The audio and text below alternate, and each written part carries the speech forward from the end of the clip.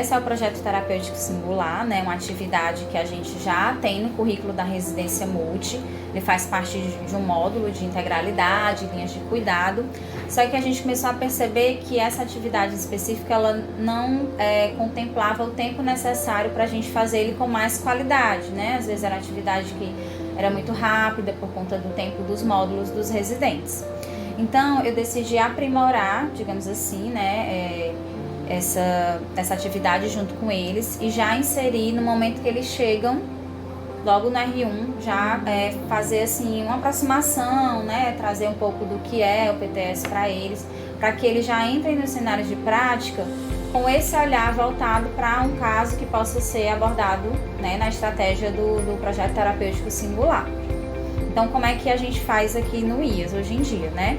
Antes mesmo do módulo acontecer, porque ele acontece mais ou menos na metade do ano, né, do R1, eu já faço uma atividade, como se fosse uma atividade de teste. Então, eu trago um caso, primeiro eu explico para eles, né, o que é o PTS, dou uma aula sobre a temática, trago os pontos que tem lá na política de humanização e na clínica ampliada, que são os documentos do Ministério da Saúde. Então, eu trago a metodologia, como é que eles vão fazer a abordagem com o usuário, né? Que pontos relevantes eles têm que trazer no PTS, história familiar, né? A identificação daquela pessoa, rede de apoio familiar, a história mesmo do diagnóstico, né? Qual é o tratamento que aquele paciente precisa. E no caso da pediatria, né? No nosso caso, ele sempre vai andar junto com a família. Então não tem como a gente tratar o paciente ou planejar um cuidado a partir do PTS só para o paciente. A gente sempre tem que inserir aquele meio onde ele está, né? Aquela rede de apoio, aquele cuidador principal que está acompanhando. Então, eu apresento isso para eles, né? No primeiro momento. E aí a gente faz primeiro um teste, que é o quê? Eu trago algum caso, que eu, né, faço uma historinha, entrego para cada equipe. Nós temos 4 equipes no R1.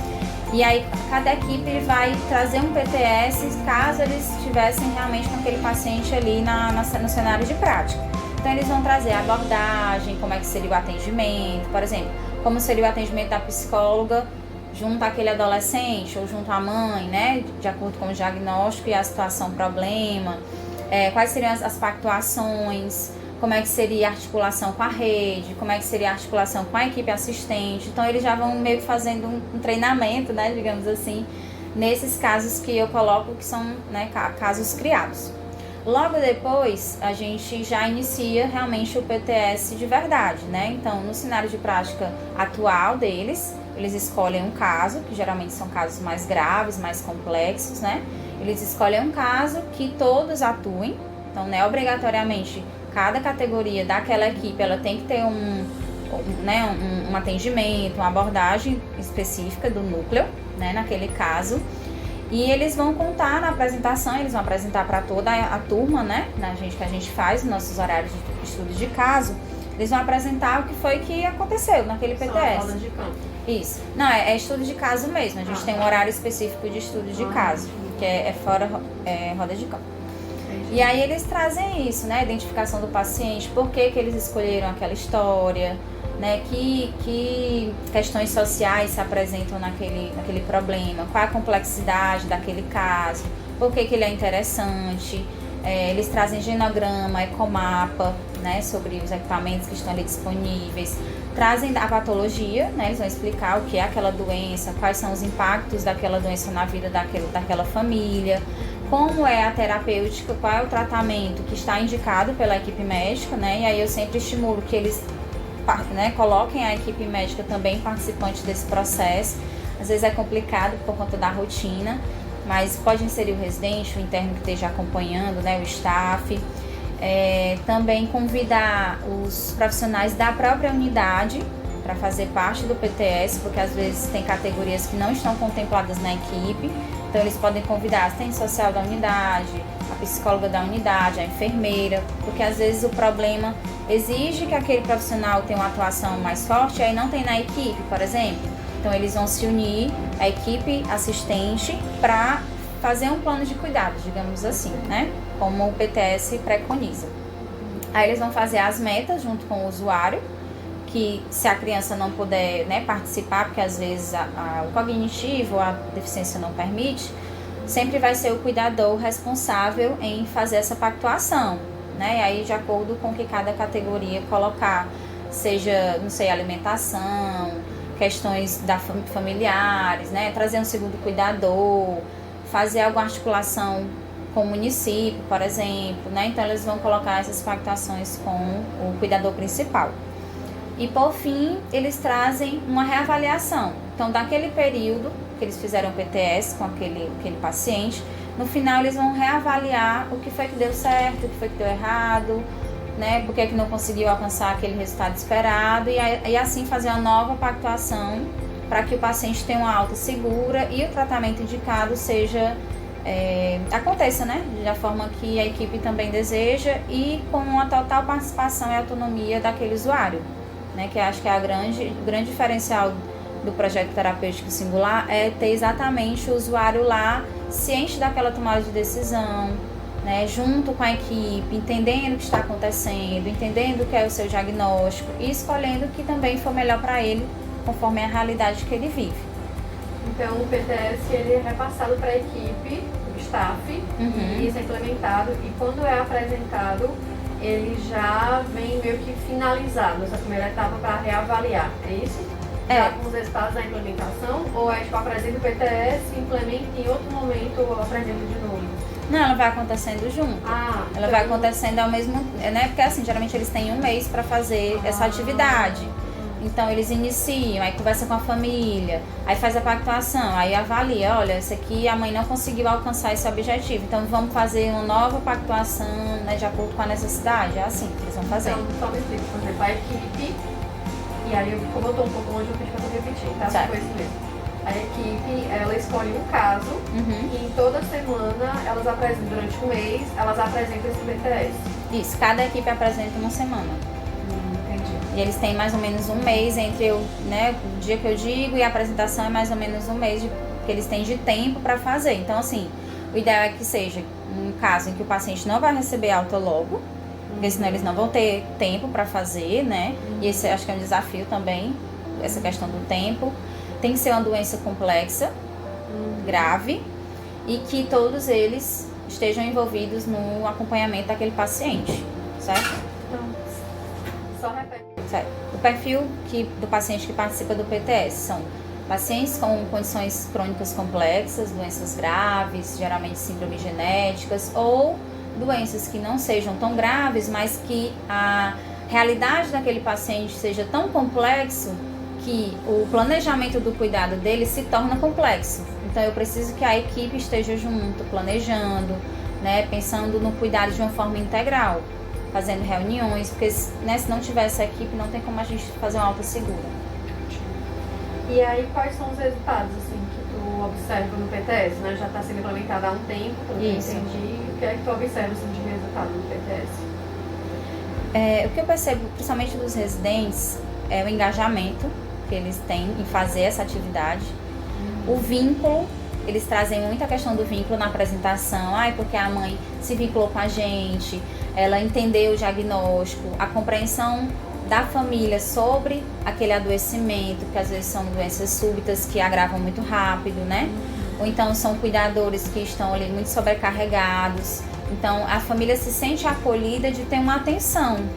E quando a equipe passa um mês fazendo aquela intervenção, indo lá todo dia, trazendo ideias, propostas de cuidado, eles se vinculam muito. Então é uma coisa que eu percebo que eles falam bastante, né? O vínculo, o comprometimento com o cuidado, porque aí você tem que pensar a longo prazo, então você vai fazer uma articulação com a UBS, você vai fazer uma articulação com o CRAS, com o CAPS, você vai ver aquele adoecimento de uma forma global, né? Você não vai ver só aquela doença da criança ou do adolescente, você vai perceber se o cuidador está também precisando de algum cuidado, se eles estão com alguma dificuldade de acesso, né? E a própria instituição, se está conseguindo dar esse suporte necessário. Eles se vinculam bastante em relação a isso. Outra coisa é o trabalho multiprofissional. Eles acabam aprendendo muito uns com os outros, né, na atuação. Então, eles conseguem perceber o olhar do colega, eles conseguem entender o que realmente aquele profissional tem a contribuir, né? E também se articular com a equipe assistente, que eu acho que para eles é o mais difícil, né? Você ter que ir ali, conversar com o médico, entender o que é aquela patologia, né, o que é que ela vai trazer de complicações para aquela criança a longo prazo. E aí o PTS não tem como fazer se eles não fizerem essa articulação. Então é bem interessante porque eles acabam desenvolvendo assim, até uma certa autonomia enquanto profissionais. Noção de rede também. Noção de rede, de chegar e conversar com o colega, saber fazer um planejamento, né, mais adequado. Então eu acho que isso é uma experiência muito legal, eles poderem ter mais tempo para fazer essa atividade, não ser só assim um simples relatório que eu vou entregar no final daquele mês, né? A apresentação também acho que mostra muito, até para os colegas que estão assistindo, que eles não conhecem o caso, né? Eles vão conhecer ali, atuação. Olha, poxa, ele pensou nisso, eu vi um caso parecido e eu não tinha pensado nisso também. Né? Então acho que o aprendizado tem sido muito legal para eles, muito rico. Meu nome é Thaís, eu sou residente nutricionista aqui no Hospital Infantil Albert Sabin, ênfase de pediatria. E o PTS, ele com certeza, ele consegue agregar tudo o que é para ser a residência multiprofissional. Então nós temos um trabalho multi acontecendo, nós temos a formação do vínculo com os familiares, com os usuários, com o paciente e com a equipe assistencial que atua dentro da enfermaria ou da UTI, seja quem for o usuário objeto, né, do PTS. Então, para a minha equipe foi de muito aprendizado, porque a gente pôde atuar em união, em sincronia e ao mesmo tempo crescer como equipe, no sentido de que nem todas concordavam, mas todas chegaram a um senso comum, e eu acredito fortemente que a gente colaborou para esse paciente ter uma alta mais segura, ter um planejamento do que viria a seguir e também de gratidão com o nosso cuidado com ele, apesar de a gente achar que a gente fez o nosso trabalho. Acho que é a questão do tempo, primeiro, né? Porque às vezes o paciente recebe alta e aí eles ficam um pouco, né, tendo que correr. E como eles têm outras atividades fora essa, né? Então acaba que fica muita coisa. Então o PTS, ele não é uma atividade que dá para fazer toda semana, por exemplo. A gente faz, aí depois a gente pausa um pouco, aí volta, né? Porque senão fica realmente muito puxado para eles por conta das outras atividades da escola. Eu acho que um desafio é essa articulação com a equipe, porque às vezes eles não entendem o que é o PTS, acham que é mais um trabalho. Tá, né, trazendo mais um trabalho, já minha rotina já é tão corrida e vocês querem fazer mais alguma coisa. Reunir esses profissionais é um desafio também, né, inseri-los. E as limitações, acho que é isso. Vê alguma limitação assim? A limitação é porque o PTS, como ele é uma coisa muito complexa e muito trabalhosa, no nosso dia a dia do hospital, ela é muito difícil de você fazer. E tem algumas profissões que eu imagino que não tenham tanta experiência. Isso, né? exatamente. A graduação, por exemplo. A maioria dos profissionais não conhece o projeto terapêutico singular. Eles vão se apropriar quando chegam, por exemplo, aqui na residência. E aí já é uma metodologia nova que você tem que sair um pouco, né, da sua assistência que você está acostumado, da sua formação. Então isso já é uma barreira, né? Você pensar um pouco assim fora da caixinha. E a própria rotina hospitalar, né, de você ter que atender, fazer o procedimento, muito tecnicista, e aí você parar para ouvir o usuário demanda um tempo. Você se reunir em equipe demanda um tempo. E às vezes você não consegue pela rotina do dia a dia. Então, para eles, eu acho que essa questão do se reunir, né, de organizar, isso sempre é uma dificuldade que eles têm para fazer a atividade. E aí, assim, para finalizar, tem alguma mensagem que quer passar sobre isso? Como é para ti, como supervisora? Só pra gente concluir. Assim, como eu fui residente, né, eu vejo o PTS como um instrumento extremamente forte dentro da residência, principalmente para essa questão do trabalho multi, porque eles aprendem muito uns com os outros. A questão do vínculo e da responsabilidade, eu acho que é um instrumento também que fortalece muito isso.